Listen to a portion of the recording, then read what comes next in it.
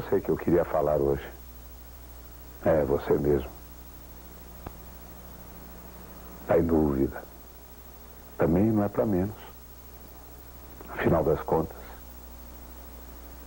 tantas vezes a opinião pública foi manipulada, tantas vezes os fatos foram falseados, tantos projetos e programas trouxeram tantas frustrações ao nosso povo, que você tem toda a razão de estar hoje em dúvida.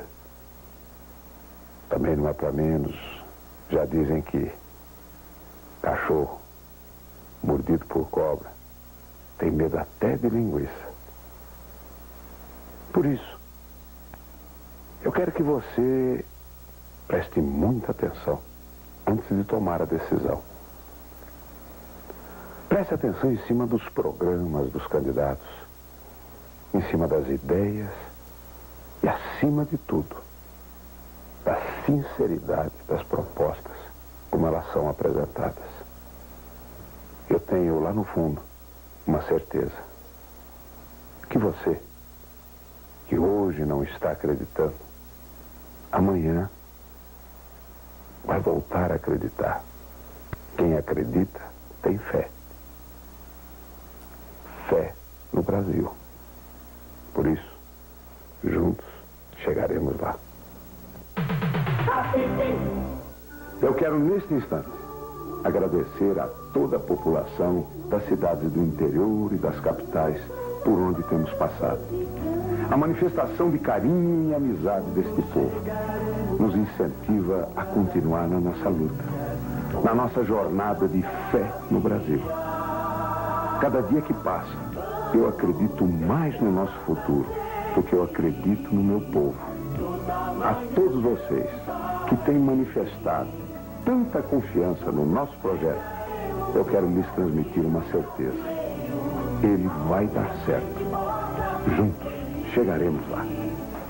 Hoje, para mim, é um dia muito especial, porque eu vou falar com uma pessoa também especial. É com você, Isabela Mamed Bonfim, que tem 10 aninhos, que estuda na 4ª série e que mora no Lago Norte, na QI 18, Conjunto 6, Casa 13, Brasília. Você me deixou muito feliz com esta sua carta, dizendo que confia no nosso projeto, confia na nossa mensagem e confia no nosso Brasil. Você, Isabela, representa a criança brasileira, que por ela nós estamos lutando para garantir um futuro melhor, para que você possa viver num país feliz como você, para que você possa acreditar no seu futuro e ter certeza que nós estamos vivendo na pátria do Evangelho, no coração do mundo, no celeiro da humanidade. Isabela, receba o meu carinho. Juntos chegaremos lá.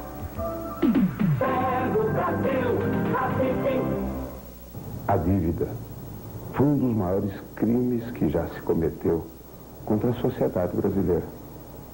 O governo tomando dinheiro emprestado significa que ele já gastou por conta do imposto do futuro. O que significa também que esta linda menininha que nasceu ontem já nasceu devendo. Isto é uma judiação. Eu quero aqui assumir um compromisso de público, mas eu quero assumir esse compromisso com você, linda menininha. Dívida, nunca mais, eu juro.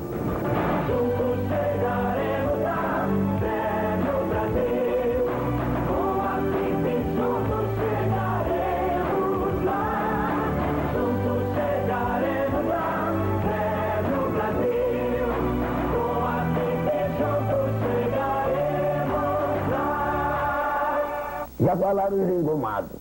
Agora vai falar o encardido. Fala, Afonso. Eu não garanti para você que aqui só se falaria a verdade? Pois esse compromisso com a verdade me obriga hoje a tratar de uma questão muito delicada. O preconceito racial. Eu não tenho qualquer dúvida de que muitos daqueles que reagiram contra a presença do Tião Macalé no meu programa trazem lá no fundo, e até sem saber, uma ponta desse preconceito. Só que ninguém admite isso publicamente. A verdade é que os negros sofrem na pele a nossa cultura racista. É a própria história do país que nos revela isso. Afinal, há pouco mais de 100 anos, ainda existia escravidão no Brasil. E hoje, quantos negros conseguem terminar o curso superior nas universidades? Quantos negros ocupam funções de destaque no poder? E você acha que é por culpa do negro? Claro que não. É a forte cor do preconceito que impede isso. Uma grande parte da nossa sociedade ainda traz consigo a herança dos senhores de engenho, daqueles que achavam que eram os proprietários dos negros. A população negra do Brasil está hoje em torno de 57 milhões de pessoas. A grande maioria ganhando apenas um salário mínimo ou menos. Nas universidades, os negros representam apenas 3% do total de estudantes. Nas escolas de primeiro e segundo graus, as chances são poucas. Isso porque 90% das crianças carentes e abandonadas do país são da raça negra. Você já teve problema de cor? Rapaz, nesse país, preto sempre foi daquela hora. Ninguém sempre dá aquela, como é que se diz, é preto não serve. Só uma coisa que preto serve, faz branca. O problema racial existe, cara. Existe o preto, às vezes ele tem preconceito com o próprio preto, o branco com o preto e outras cores também, né? Uma coisa existe, está aí. No Brasil é muito falsificado, entendeu? Que tá aí as leis, alguma coisa, quem sabe, no futuro, talvez não tenha mais isso, né? Pois bem, eu chamei o Tião para ser um dos símbolos da minha campanha, porque eu não me conformei quando ele foi desacatado publicamente como negro e desdentado. Em segundo lugar, porque o Tião é a cara do Brasil. Não do Brasil das mordomias, do ar refrigerado, das negociatas. O Tião é a cara do Brasil real. Do Brasil que sofre, do Brasil que precisa de soluções urgentes para seus problemas. Mas eu convidei o Tião principalmente porque o Tião também é alegria. O Tião é muito engraçado. O Tião faz as pessoas rirem nessa hora, inclusive, de sofrimento. O Tião deixou o nosso programa mais leve. As crianças adoram o Tião. E as crianças adoram a minha campanha. Quem é esse aqui? Tchau, Macalé. O que é que ele faz? Ih, nojento. Tchau. Você acha legal? É, engraçado. E tu acha que o nojento é legal? É. Muito legal. Então faz como ele faz. Ih, nojento. Tchau. Eu acho ele muito legal e engraçado. Ele é bonitinho, sem dente. E tu? Ah, eu acho ele bonitinho. Ele é legal na televisão. Ele fala, ih, nojento. Você acha que isso é ruim? Não. Ô, gente, a voz do povo é a voz de Deus. Tchan. Para terminar, quero dizer o seguinte, prestem bem atenção. O Tião veio para ficar. Vai ficar até o final da minha campanha, até a vitória. Isso eu garanto. Afonso fez. Afonso Pará.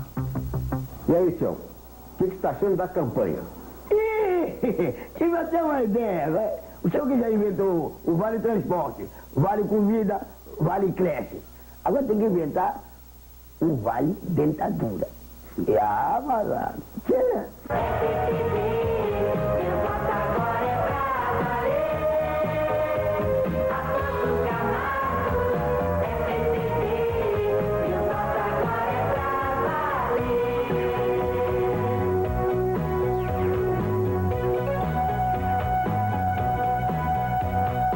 Afonso Camargo. 14 letras que garantem. Vote 14.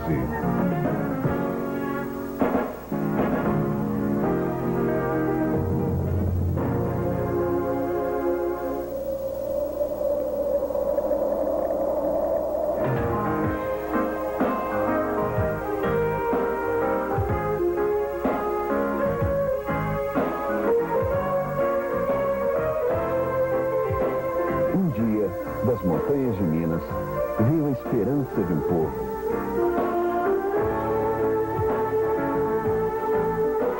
Um dia, das montanhas de Minas, veio o sonho da liberdade.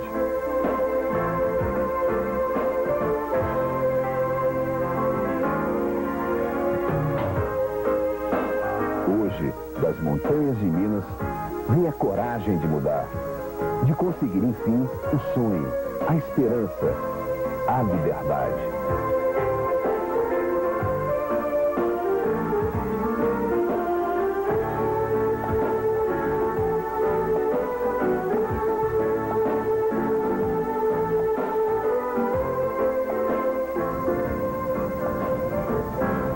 Foi neste belo cenário barroco da Vila Rica de ontem, da Ouro Preto de hoje, que se inspiraram os Inconfidentes. Foi aqui que nasceram os ideais de liberdade, o sentimento republicano e a luta contra a expoliação colonial.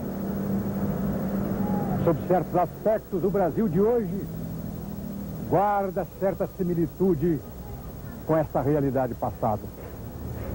A dívida externa, como está sendo hoje administrada e cobrada, constitui uma terrível forma de expoliação colonial.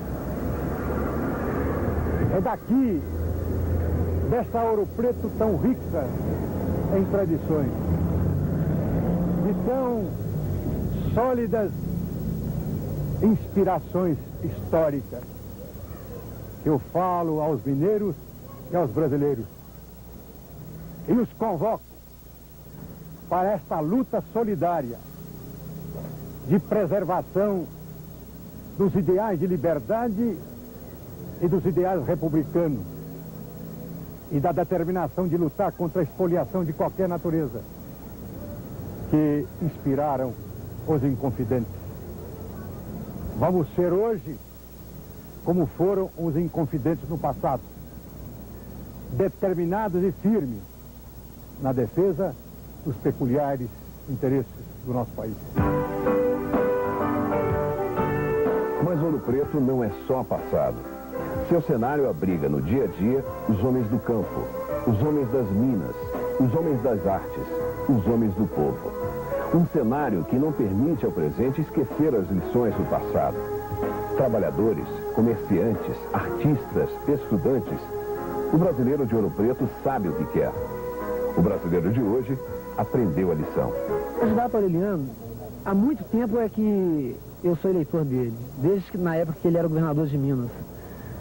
Porque foi a melhor época aqui em Minas. Foi uma época que nós tivemos uma vida mais distinta. E não era exagero nenhum se eu dissesse que Minas na época era o melhor lugar do mundo. Olha, pessoalmente eu acho um excelente candidato, uma pessoa digna, honrada, que representaria o estado de Minas, não só a política mineira que perdeu um campo muito grande dentro do contexto político brasileiro, mineiro brasileiro. E eu acho que é um homem que deveria estar dirigindo esse país. Meu companheiro do Tancredo Neves deve ter tido uma experiência muito grande, né? Acredito que tem tudo para fazer um bom governo. E como pessoa é um ótimo cidadão. Um passado limpo, né? Então a perspectiva de quem tem um passado limpo é ter um futuro melhor. Na minha opinião, só por ser mineiro, é digno, honesto, simples, como o povo de Minas, entendeu? E não, que ele é um cara muito popular, né? Muito experiente pelas coisas. E só pelo horário dele na televisão, pelo que ele fala, né? A gente sente que ele serve para governar o Brasil. A minha opinião sobre o Dr. Aureliano Chaves é o seguinte: nós não temos no momento no país um homem com tanta dignidade e honestidade. Eu acredito ser o único homem nesse país ser capaz de consertar esse Brasil. É um homem que não é corrupto, nunca foi, trabalhou sempre com muita sinceridade, tanto com a família, que eu conheço mais ou menos os familiares, tanto com a família, tanto com os amigos, e e de um modo todo especial com o Brasil.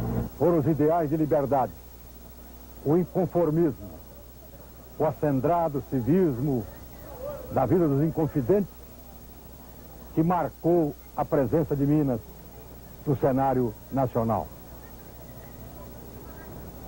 De Afonso Pena a Venceslau Braz, de Venceslau Braz a Delfim Moreira, de Delfim Moreira a Arthur Bernardo, e mais recentemente de Juscelino Kubitschek a Tancredo Neves, Minas se fez presente na vanguarda dos acontecimentos nacionais.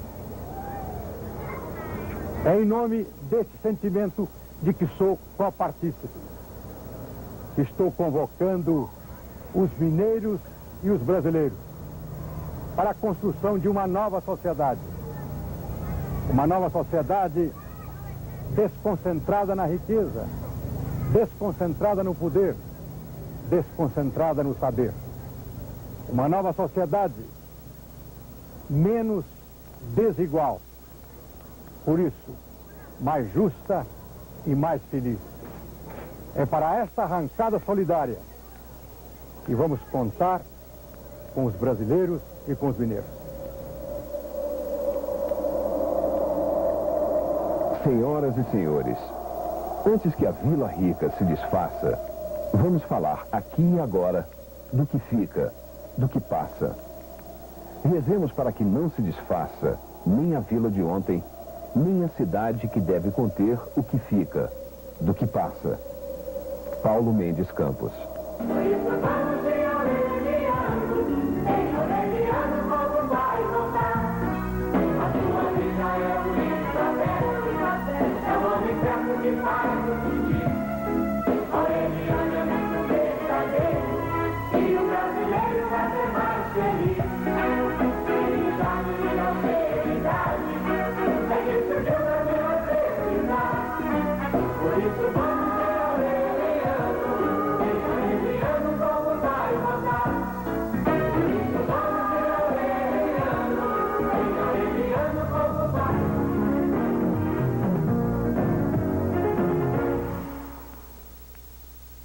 O programa eleitoral é um fantástico show de mentiras. Os candidatos mentem com tanto cinismo que parece até dizer a verdade.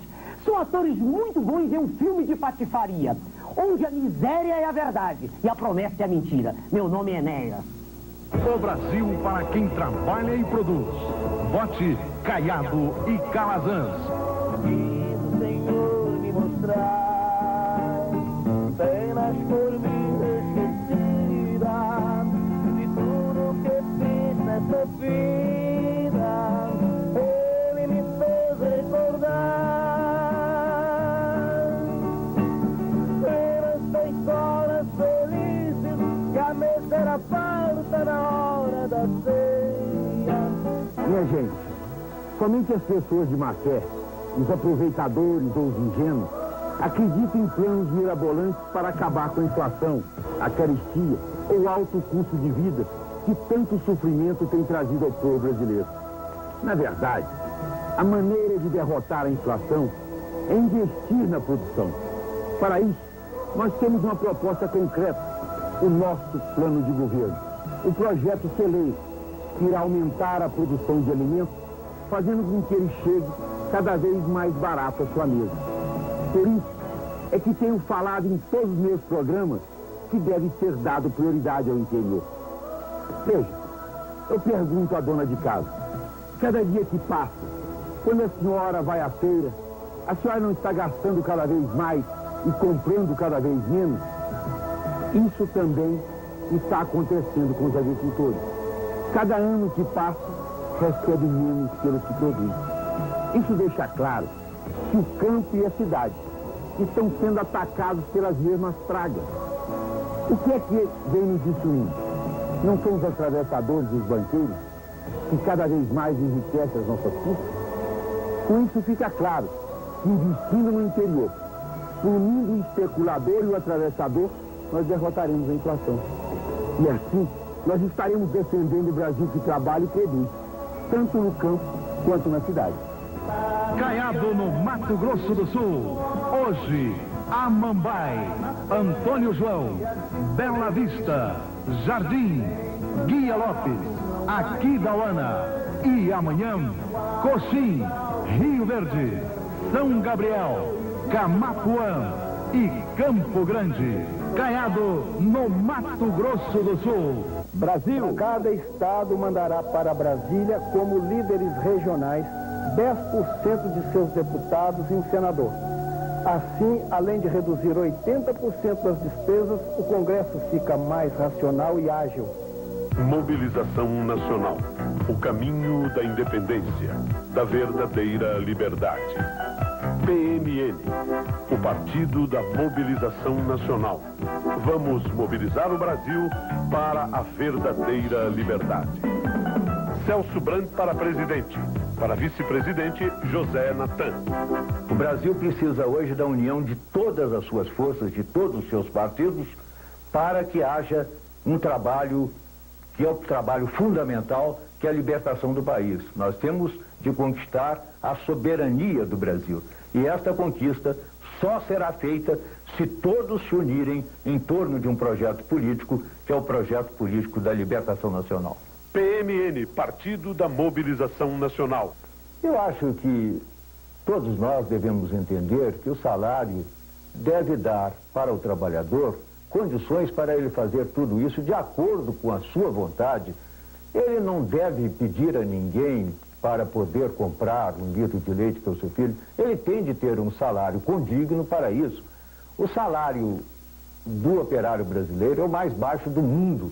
Nós devíamos substituir a ideia do salário mínimo pela ideia do salário máximo, porque a economia de um país se compõe do conjunto dos salários que dão capacidade de compra às pessoas e criam um mercado interno que é a grande riqueza de um país. Então, se nós dermos ao operário um salário digno, ele terá condições de escolher o médico que quiser, escolher o transporte de sua preferência, ter, enfim, para a sua família as condições mínimas de uma existência condigna. Nesta terça-feira, dia 3 de outubro, a partir das 11 horas, em Belo Horizonte, a carreata da mobilização, liderada por José Natan, candidato a vice-presidente da República pelo Partido da Mobilização Nacional. A carreata começa às 11 horas no viaduto da Avenida Dom Pedro II, em Belo Horizonte. Maiores informações sobre a carreata pelos telefones 031-462-7608 e 464-3858 em Belo Horizonte, com José Natan, candidato a vice-presidente do PMN.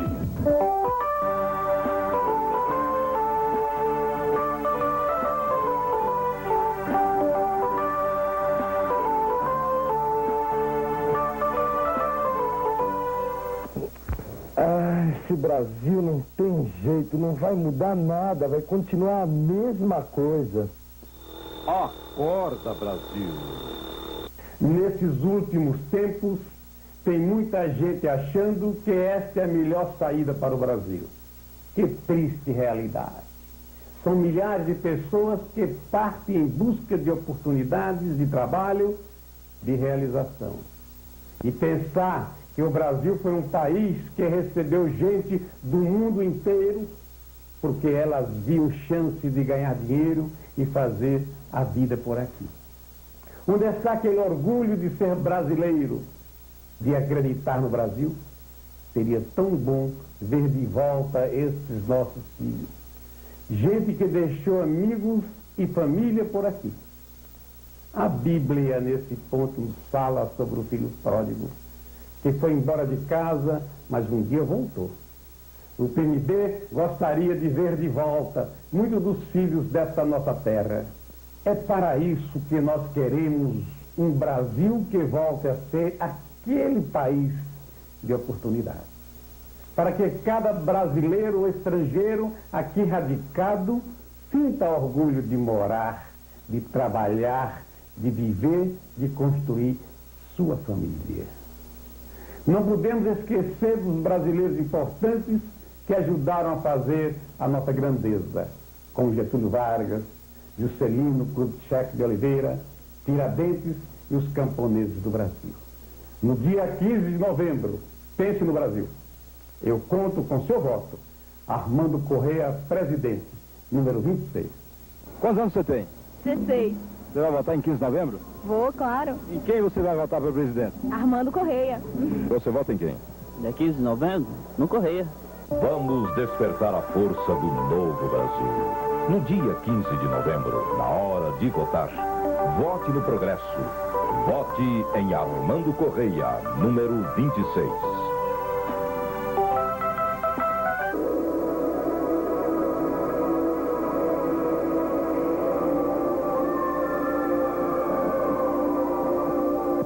Educação e saúde exigem a acessibilidade da mulher. O Brasil precisa de utilizar sua ternura, que se torna a força nos momentos de crise. Em 15 de novembro, conto com você.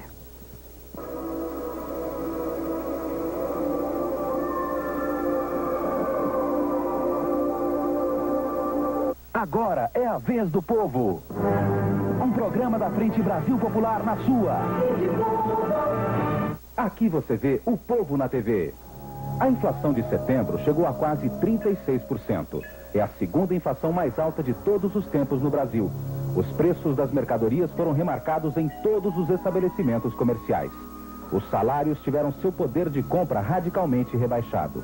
Neste fim de semana, os milhões de brasileiros que foram às compras ficaram inconformados com as perdas em seus salários. De repente ter que, comer menos coisas do que comia antes para poder economizar, né? Porque também não tem condições de comprar, né? O salário não está acompanhando a inflação. Ah, não tá. Isso aí não tá de jeito nenhum. Que nem agora, deu um total que eu não esperava, realmente. Leva menos comida para casa? Claro, menos comida. Dá para viver desse jeito? Estamos vivendo na miséria. Depois de 15 dias de campanha eleitoral no rádio e na televisão, vocês já devem estar se dando conta que todos os candidatos têm soluções para os problemas futuros da nação. Todo mundo vai resolver todos os problemas, mas só depois do dia 15 de março do ano que vem, quando tomar posse. Mas você já se perguntou como é que o povo trabalhador desse país vai viver até março do ano que vem? Você já se deu conta que a inflação já está a 36%, com uma perspectiva de ir a 40% no mês que vem? Como é que o povo que vive de salário, que ganha até 5 salários mínimos, até 2 salários mínimos, vai conseguir suportar uma inflação de 40% ao mês? Você já percebeu que ninguém está dizendo, a não ser nós da Frente Brasil Popular, quem é o responsável pela inflação? Sabe por quê? Porque todos eles, quase, são responsáveis pela inflação. É o banqueiro que é responsável pela inflação. É o latifundiário que é responsável pela inflação. É o grande empresário que é responsável pela inflação. É o especulador que é responsável pela inflação. É o agiota que é responsável pela inflação. Quem não é responsável é o trabalhador brasileiro, porque esse ganha um salário tão miserável que se causasse inflação ao salário dele, a inflação seria zero. Ora, vejam vocês qual é a gravidade do momento em que nós vivemos. Nós corremos o risco de ir para a hiperinflação. Ou seja, a hiperinflação é a briga do rico contra o rico. Ou seja, o rico, ao invés de aplicar dinheiro na produção, aplicar dinheiro no dólar, aplicar dinheiro no ouro, aplicar dinheiro na compra de imóveis, em prejuízo da classe trabalhadora que gostaria de ver a economia gerando novos empregos, gerando distribuição de renda e que não vê porque o dinheiro está sumindo da praça. Como é que nós poderemos resolver isso? Para um povo que não pode esperar até março do ano que vem. Só tem uma solução. Primeiro, é o presidente Sarney deixar de ser irresponsável junto com seu ministério. É preciso adotar medidas urgentes e já. Porque quem ganha 20, 30, 40 salários mínimos pode aguentar até março do ano que vem. Mas e o trabalhador que vai ganhar apenas 381 cruzados a partir do mês que vem? Como é que ele vai sobreviver? A dona de casa que é obrigada a conviver com 600, 700 cruzados, como é que vai viver? Nós temos uma solução. Primeiro, é preciso que a gente adote a política de dizer publicamente que o Brasil precisa suspender o pagamento da dívida externa imediatamente. Segundo, é preciso que tenha um fim na especulação financeira. Segundo, é preciso que tenha um fim na sonegação de impostos. Terceiro, é preciso que haja uma política de congelamento de preços de primeira necessidade nesse país. É preciso que se garanta ao povo o feijão, o arroz, o óleo, a batata, o ovo, a carne, o leite, o pão, coisas que são necessárias para a nossa sobrevivência, a preços compatíveis com o salário, porque não adianta nada ter produto na prateleira se o povo não tem salário para comprar. É preciso que haja uma mudança radical para que a sociedade brasileira possa aguentar até dia 15 de março. A preocupação que eu tenho é que nós, os candidatos, poderemos aguentar até dia 15 de março. Mas você, dona de casa, e você, trabalhador, possivelmente não aguente se acontecer uma hiperinflação. Se a inflação chegar a 50% ao mês, 60% ao mês, 70% ao mês. A luta é para já. O movimento sindical, o movimento popular, não pode deixar passar desapercebido essa gravidade que estamos vivendo. Esse momento econômico delicado em que estamos vivendo. Onde o trabalhador recebe o pagamento dia 10 na fábrica, recebe um olerite que tem mais desconto do que dinheiro dentro, e quando ele chega em casa com pouquinho dinheiro, já não deu para comprar aquilo que ele compraria na porta da fábrica. A mudança, gente, é lutar agora. A mudança é não esperar dia 15 de março do ano que vem. A mudança é dia 15 de novembro a gente colocar a classe trabalhadora para governar esse país. Vamos juntos formar a grande rede do povo que vai eleger Lula presidente do Brasil. Você acabou de assistir mais um programa da Frente Brasil Popular. A solução é aumentar o angu da gamela de modo a que chegue para todos. Enquanto A e B têm um angu e C, D e E estejam condenados a jejum, o problema não terá solução. Monteiro Lobato. Amigos, sou o único presidenciável que vem ao supermercado. E quando venho, constato que aqui é onde o povo brasileiro deixa a maioria do seu suor, seu sacrifício, do seu sangue fica aqui no supermercado. Nós entendemos que está errada a política desse país de abastecimento. Por isso, meu governo construirá mercados em todos os municípios, em todas as capitais, para que o brasileiro possa comprar melhor seus produtos. Vamos eliminar uma figura antipática que é a figura do atravessador. É um atravessador que ganha mais. O produtor, coitado, ganha um pouco e o vendedor também ganha pouco. Quem ganha muito é o atravessador. Essa figura do atravessador, vamos eliminá-la. Sou Orestes Alves, do estado de Alagoas.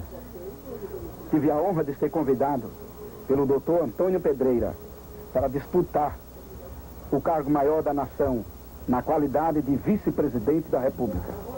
Aceitando o desafio e como ministro evangélico, conclamo o segmento evangélico, todas as hostes religiosas, para darmos as mãos e juntos trabalharmos até consagrarmos essa vitória. Jornal do Brasileiro informa. Deu na Folha de São Paulo de 7 de agosto de 1989. Collor estourou verba secreta em 5.276% em 89. Isso aconteceu nos últimos 5 meses de seu governo. E vocês sabem para quê? Para aparecer bonitinho na televisão, inclusive. Dos $1.100.000 gastos sem comprovação, o falso caçador de Marajás gastou $260.000 só em roupas. Parece mentira, mas a nota de empenho dessa despesa diz isso. E mais, o resto foi gasto na compra de flores, cristais e pratarias, além de beneficiar vários parentes. Com esse dinheiro, teria dado para construir 200 casas populares ou para sustentar por 2 anos todos os servidores da Coab, ou por 1 ano os servidores da FEBEM. É esse o homem que diz querer moralizar o país? A solução é aumentar o angu da gamela de modo a que chegue para todos. Enquanto A e B têm um angu e C, D e E estejam condenados a jejum, o problema não terá solução. Monteiro Lobato.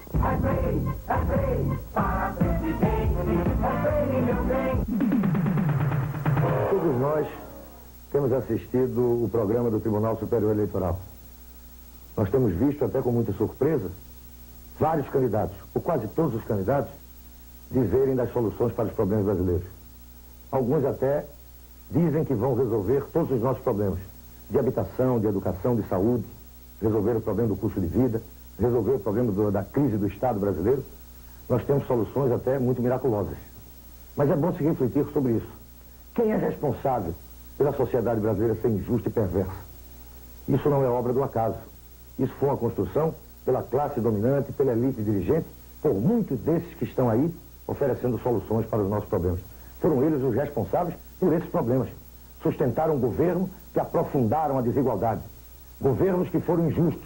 Governos que criaram essa sociedade perversa.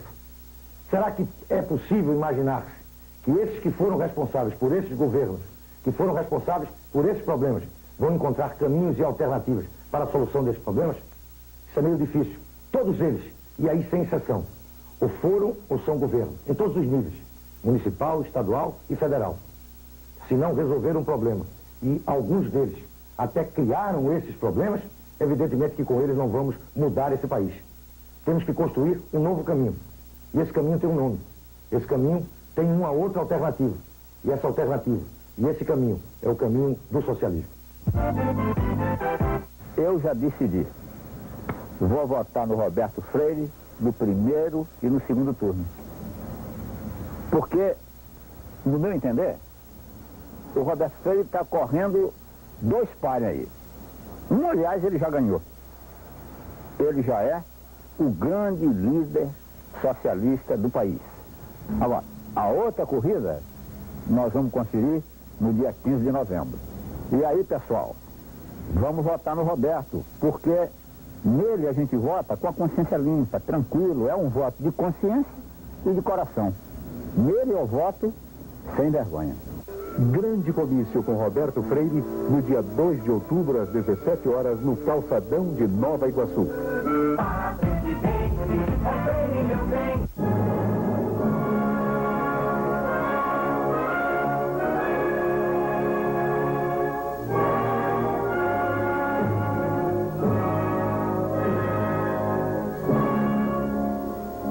Povo brasileiro, quero insistir mais uma vez. A hora da verdade está se aproximando de nós. E nós não podemos errar. Nós precisamos estar preparados para dar um chega para lá em todos estes impostores, carreiristas, aproveitadores e cínicos que aí estão insistindo em continuar. Vamos dar a resposta que merecem aos caluniadores profissionais. E vamos tratar, nós próprios, de construir um Brasil com igualdade de oportunidades para todos. Vamos tratar nós próprios de construir o nosso destino. Um Brasil para os brasileiros. Ainda hoje, Brizola, o candidato da esperança, fará uma grave advertência ao povo brasileiro.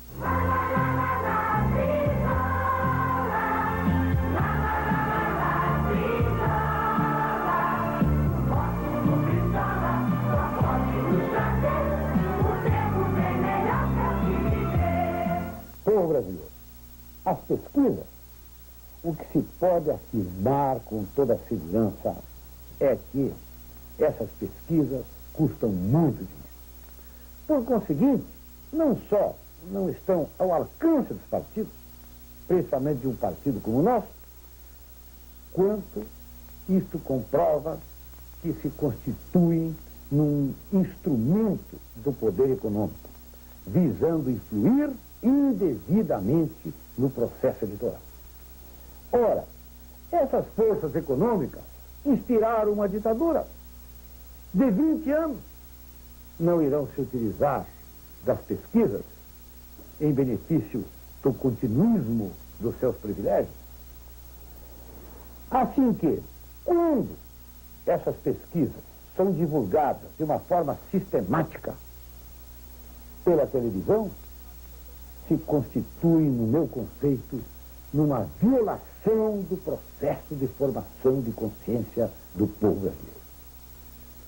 É importante ter uma consciência clara a respeito desse problema, para não se deixar influir por este instrumento que vem sendo utilizado, quero insistir, de uma forma indevida e ilegítima por grupos que, a rigor, estão procurando influir no processo eleitoral e na sucessão presidencial. Existe um exemplo muito típico que pode ilustrar o que vem ocorrendo. Em 1982, quando eu fui candidato a governador do Rio de Janeiro, também havia naquele momento uma candidata que estava lá em cima, foi sustentada quase durante toda a campanha lá em cima, acima de 50%. O Leonel Brizola estava sempre lá embaixo. Nessa época, eu aparecia com 6%. Quando chegou o dia 15, tal a consciência política do povo do Rio de Janeiro, essa candidata foi para o 4º lugar e o Leonel Brizola venceu as eleições. Faça essa advertência ao povo brasileiro, querendo contribuir para a lisura, para a honestidade e, sobretudo, para que as eleições realmente venham ser honestas e puras. Porque há sempre a suspeita de que a insistência na utilização dessas pesquisas, dessa forma, esteja, no fundo, cobrindo a intenção de criar um clima favorável à fraude e à irregularidade. Pesquisas somente falam a verdade nesse país às vésperas das eleições, porque, do contrário, essas instituições e agências que fazem pesquisas se desmoralizam. E pesquisa mesmo é aquela que se realiza no dia das eleições. Esta vai ser a grande pesquisa do povo brasileiro, no dia 15 de novembro. Brizola, o candidato da esperança. Maluf, presidente competente. Na segunda-feira da semana passada, dia 18, nós teatralizamos e mostramos para você mais um fato real, que vai se tornando dia a dia e cada vez mais um flagelo nacional. O aluguel. Ah, não. Acima de 300 a gente não vai pagar, posso falar isso pra ele. Rangel e Odete moravam naquele pequeno apartamento há 1 ano, desde que tinham se casado. Pagavam 200 cruzados de aluguel. O contrato, vencido, ia ser discutido naquela noite. 2 mil? Desse jeito, então, não vão ter que morar na favela. Lá mesmo. Mas o problema é seu. Estamos aqui na Coab de Itaquera, na cidade de São Paulo.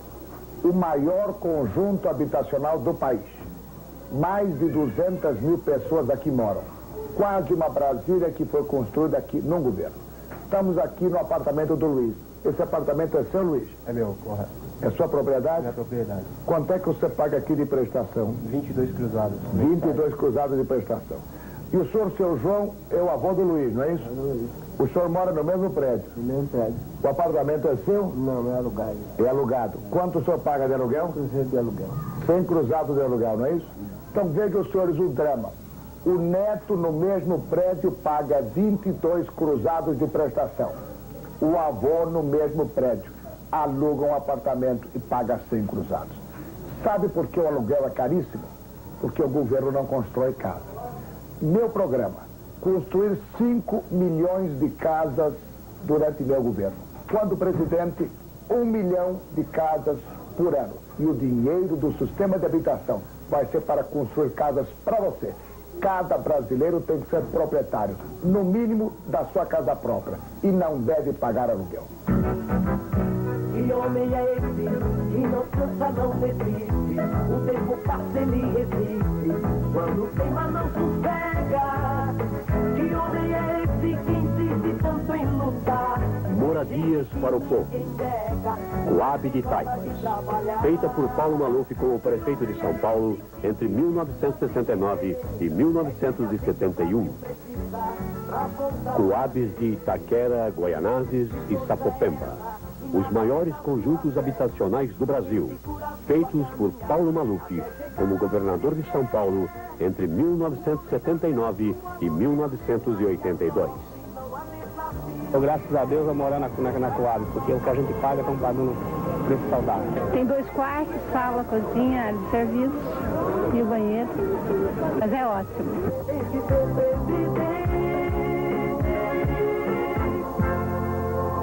Senhores telespectadores, me diga uma coisa. É possível errar 3 vezes seguidas sem um mínimo de esforço para mudar a imagem do nosso Brasil? Vejam o que aconteceu. Paulo Maluf foi candidato a presidente da República e não o elegeram. Foi candidato a prefeito de São Paulo e não o elegeram. E o resultado? Os que foram escolhidos, o que fizeram? Qual a sua opinião, telespectador? Eu gostaria de saber a sua opinião da situação atual do Brasil. Dessa nossa cidade, considerada uma das mais importantes do mundo. Se vocês tivessem eleito Paulo Maluf pela sua tenacidade, patriotismo, experiência, inteligência e com uma visão universal dos problemas, com firmeza de convicções e objetivos, não teria sido melhor? O Brasil não teria progredido mais? Eu vejo aí a nossa cidade, ela não estaria melhor servida, melhor assistida, mais amparada? Claro que sim, porque Maluf é mais competente. Então, telespectador, você não pode errar mais uma vez. Maluf na presidência é a garantia de um Brasil maior, mais atuante, mais digno, mais respeitado. Não erre mais. Pelo amor de Deus. Maluf, presidente competente. Existe um candidato que está explorando a boa-fé dos deficientes físicos, dizendo que se preocupa com eles. Mentira, pura exploração eleitoral. Quem traiu seus companheiros uma vez não merece nossos votos e nem nossa confiança. Vamos derrotá-lo. Defender a natureza e os índios é um discurso que sai da boca do candidato do PDT, ex-governador do Rio de Janeiro, com muita frequência. Em 1962, este mesmo candidato, quando governador do Rio Grande do Sul, tomou 25 mil hectares dos índios gaúchos. Perguntado hoje se ele reverteria esta atitude, ele simplesmente respondeu: o que está feito, está feito.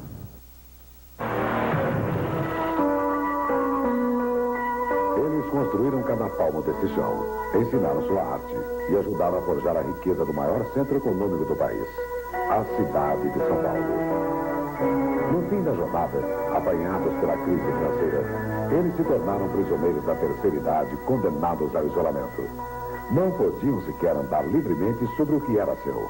Em 83, ao assumir a prefeitura, Mário Covas deu um passo histórico.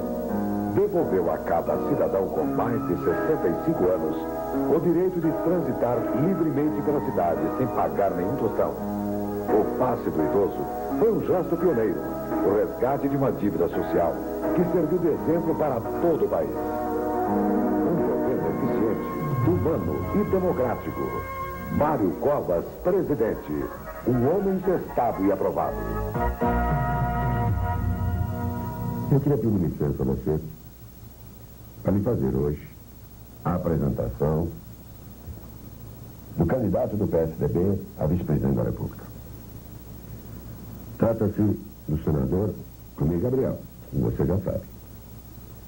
Médico, com especialidade em cirurgia torácica,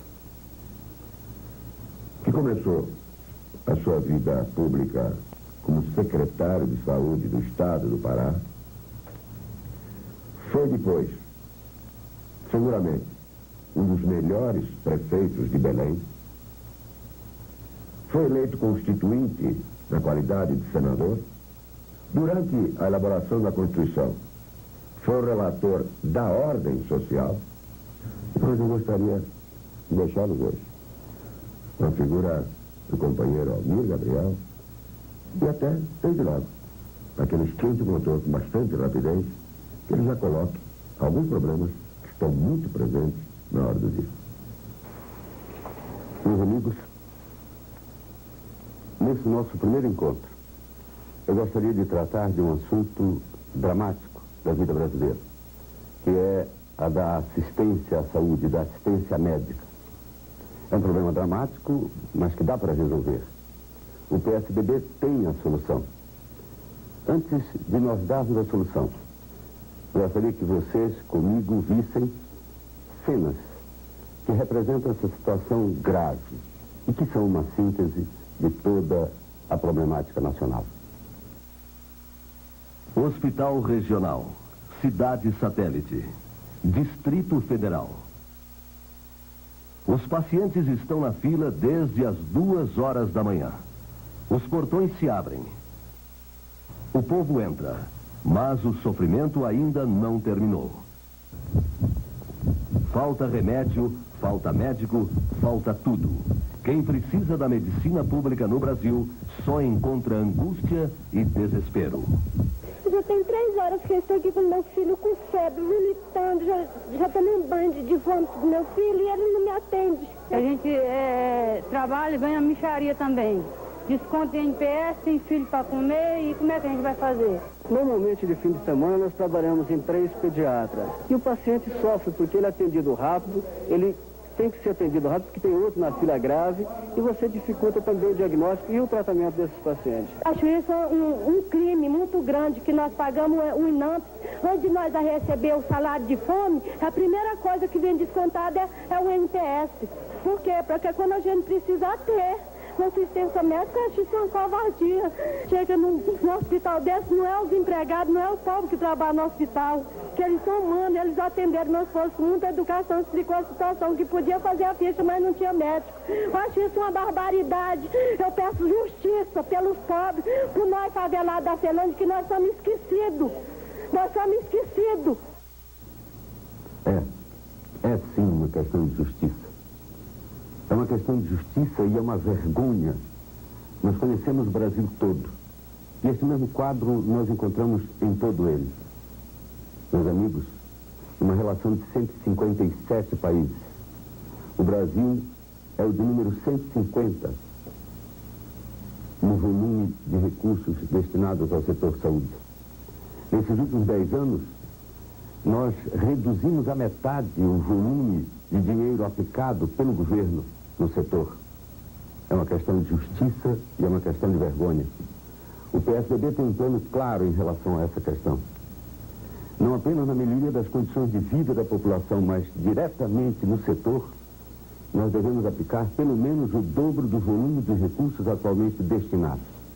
Mário Covas dará à saúde a dignidade e a assistência que ela e o povo brasileiro merecem. Os institutos de pesquisa revelam que mais da metade do eleitorado, 54%, ainda não sabem em quem votar. As pesquisas mostram também que no segundo turno, o candidato Mário Covas é o mais forte e é o único que tem condições de derrotar Collor de Mello. Vejam o que diz a pesquisa publicada na revista Isto É. No segundo turno, Covas derrota Maluf com 57% dos votos, contra apenas 27% de Maluf. Se o adversário for Brizola, Covas também vence. Mário Covas fica com 47% dos votos contra 39% de Brizola. Contra Collor, há praticamente um empate em torno de 45%. E este resultado não reflete ainda o desabamento de quase 10 pontos da candidatura Collor de Mello. Em resumo, Mário Covas é o único que tem condições de derrotar Collor de Mello. Mário Covas é o candidato em quem o eleitor mais confia. Vamos votar Mário Covas no primeiro turno e depois no segundo, presidente do Brasil.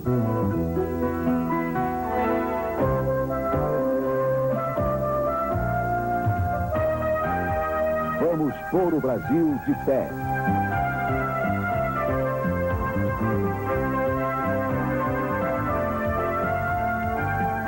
Ulisses 15, presidente. Presidente da República, não vou ter medo de enfrentar e vencer as forças que oprimem e desgraçam o povo brasileiro.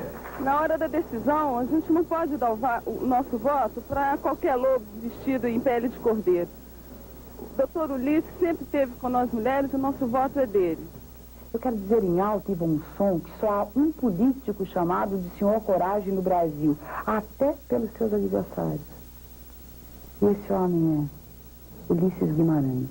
Ulisses, presidente. O único candidato de todos os que se apresentam para a sucessão presidencial que tem condições de somar o Brasil numa grande mobilização da sociedade civil para resolver os graves problemas do país é o Ulisses Guimarães. Ulisses, presidente. Super safra. Cada vez mais esta palavra é usada para definir os resultados da agricultura no Brasil. Desde 86, o volume de alimentos produzidos no ano é sempre maior do que o do ano anterior. Na última safra, de 88-89, o Brasil colheu 72 milhões de toneladas de grãos.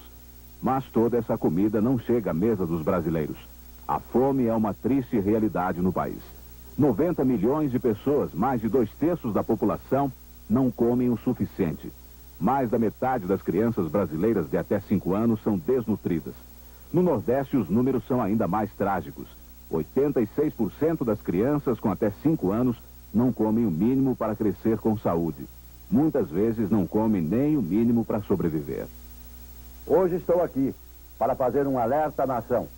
O governo federal, que deve liberar 13 bilhões de cruzados novos para o plantio da nova safra agrícola, decidiu liberar apenas 7,8 bilhões de cruzados novos, ou seja, 60% do dinheiro necessário. Essa safra, que será colhida no início de 1990, é responsável por 80% da produção de alimentos consumidos no Brasil. Ulisses, presidente. As chuvas estão chegando. O agricultor tem que plantar agora, já, não pode esperar, porque as chuvas também não esperam. Os adubos e as máquinas custam cada vez mais dinheiro. Este ano já estamos menos do que na safra passada. A falta de dinheiro corrói a produtividade. A população cresce a uma taxa de 2,5% ao ano. São cerca de 3,5 milhões de pessoas a mais para uma quantidade menor de alimentação. Ulisses, presidente. Este é o alerta. A fome continua crescendo no Brasil. A situação da agricultura é hoje deprimentemente grave pela ampliação do já dramático quadro da fome e do crescente aumento dos preços dos alimentos. Poderá ocorrer até mesmo uma convulsão social. A fome é péssima conselheira. É loucura brincar com o fogo. Do jeito que estão as coisas do Brasil, a hora é de bombeiros e não de incendiários. O agricultor clama por socorro. O governo não pode deixar de atendê-lo. Este é o alerta que faço à nação. Ulisses, presidente. Uma comissão de sindicalistas preocupados com a intenção do governo em vender empresas estatais procura Ulisses Guimarães. O diretor do Sindicato dos Metalúrgicos da Bahia, Nelson Santos, denuncia que 3 empresas vão ser leiloadas terça-feira que vem. Mais uma vez, o governo federal está vendendo empresas por um preço inferior ao valor delas, né? E empresas que são eficientes e que têm condições de ser rentáveis. Os trabalhadores entregaram a Ulisses um anteprojeto de lei que propõe a suspensão das privatizações. Ulisses vai discutir o assunto no PMDB, mas já antecipou sua posição. Sou favorável de que o futuro governo cuide desse assunto, até para ver qual é a orientação que as urnas não dá. Que quem votar, quem for eleito, está eleito dentro do programa. Saímos otimistas, achamos que foi um primeiro passo, mas um passo extremamente importante, e estamos certos que chegaremos à final com um resultado favorável. Ulisses, presidente. A sociedade civil, a sociedade como um todo no país, ela tem que ser unida através de um líder nacional. Esse líder nacional, de todos os candidatos, sem dúvida alguma, Ulisses Guimarães tem todas essas características. Ulisses, presidente. Vamos andar numa mesma direção? Andar! Não propriamente para Brasília. Vamos andar para a mesa do pobre, para dar alimento, dar teto, dar saúde, dar bem-estar, dar esperança, dar orgulho de ser brasileiro a todos os filhos dessa terra. Definitivamente, eu não abro mão. Eu quero a dignidade do Brasil de volta. Eu quero Ulisses Guimarães. Bote pé no velhinho, o velhinho é demais. Bote pé no velhinho, que ele sabe o que faz. Vai levar o Brasil, no Iapau que subir, e acabar com a molecagem que tem por aí. Bote pé no velhinho, o velhinho é demais. Bote pé no velhinho, que ele sabe o que faz. Vai levar o Brasil, no Iapau que subir, e acabar com a molecagem que tem por aí.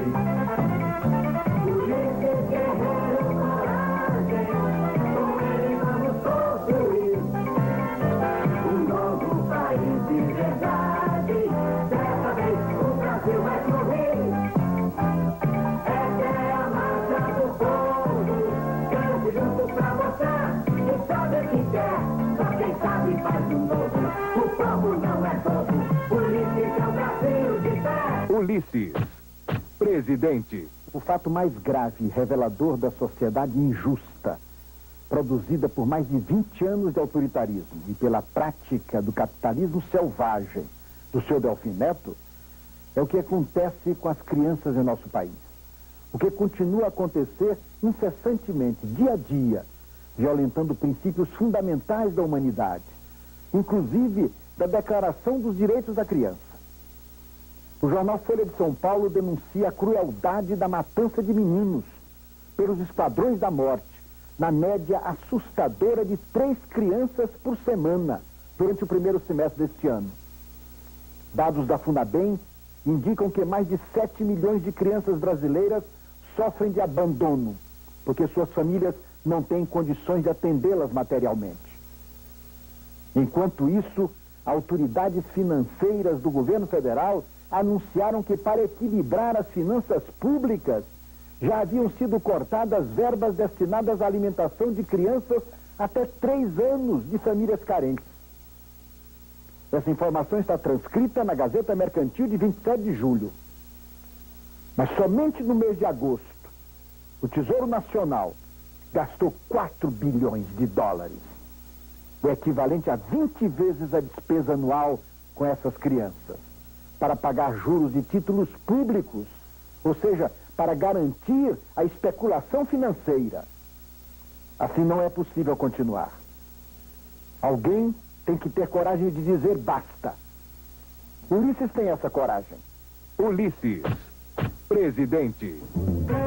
Milhares de pessoas vibraram com a campanha de Ulisses ontem em Londrina, Paraná. As crianças e jovens saudaram Ulisses logo na chegada.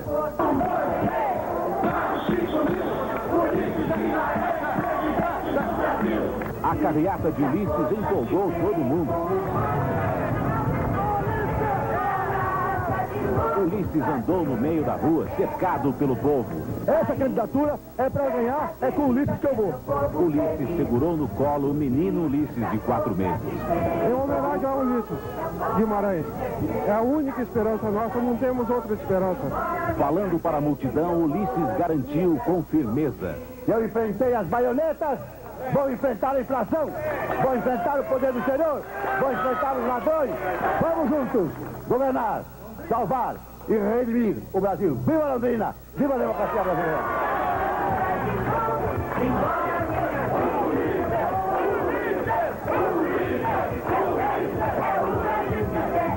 Houve um tempo e um homem, tempo de ditadura, com um pau de arara, torturas, perseguições, exílios e assassinatos. E houve um homem que percorreu todo o Brasil como um caixeiro viajante. Em seu baú levou a esperança e a coragem. Falou nos bairros, nas vilas, nas favelas. Não tendo auditório, tinha como teto o sol ou a lua. Não tendo tribuna, ele falava em cima de caminhões e de caixotes de querosene. E para ouvi-lo, vinham os bandos dos desesperados. Vinham a pé, vinham em jumentos, vinham de ônibus, à custa do pão e do leite dos filhos esfomeados. Mas vinham. Ao vê-los esfarrapados, faces encurvadas, sem dentes, com os cílios subnutridos espalhados em sua volta, o caixeiro viajante fez um juramento íntimo. Se Deus e o povo me derem poder, eu serei o pastor dos miseráveis. O caixeiro viajante agora é candidato à presidência da República. Seja bem-vindo, Ulisses. Ulisses 15, presidente.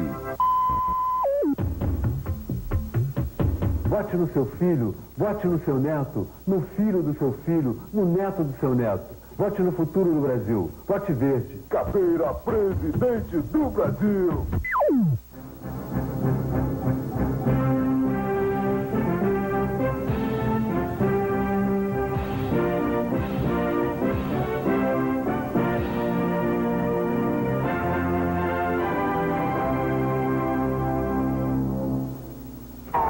Em Campos, no norte fluminense, Collor subiu 4 pontos nas pesquisas depois do grande comício que reuniu milhares de pessoas na semana passada.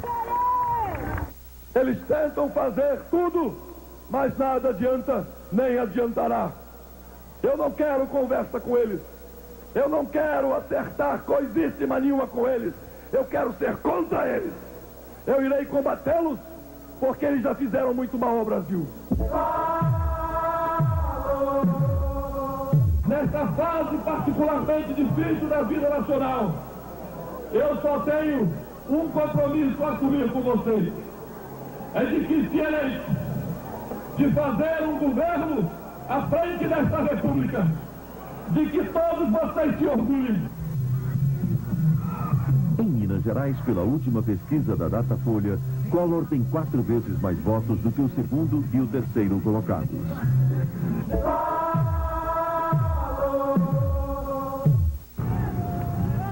Em São Paulo, Collor também está na frente, com 28% dos votos.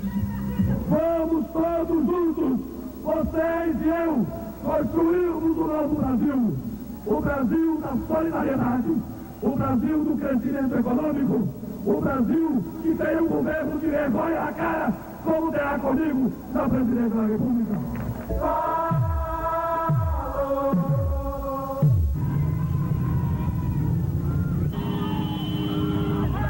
Milhares de pessoas saíram às ruas para dar seu apoio a Collor. Temos alguns adversários que acham que com cara feia, com pedra ou mesmo com tiro, vão conseguir deter a nossa caminhada. Tantos quantas forem as pedras, nós estaremos utilizando essas pedras para a construção de um novo Brasil mais justo.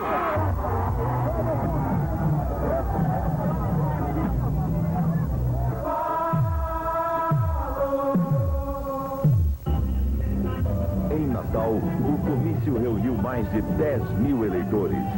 É a prova de que Collor está ganhando no Nordeste, com quase 50% dos votos. Vamos juntos, minha gente, no próximo dia 15 de novembro, para o grito de liberdade que está guardado na garganta e no coração de todos nós nordestinos. Vamos para frente, vamos ao desenvolvimento, vamos ao bem-estar social, vamos a melhores dias para todos nós. Muito obrigado, minha gente.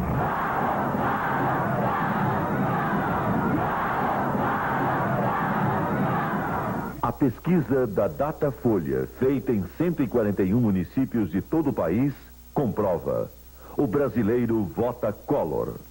Foi o povo que deu a Collor o primeiro lugar, com 33% dos votos. É mais do que o dobro do segundo colocado, 4 vezes mais do que o terceiro lugar. Collor tem a maioria disparado na frente. Vote Collor. Eu e você, juntos, nós vamos construir um Brasil novo. Chegou!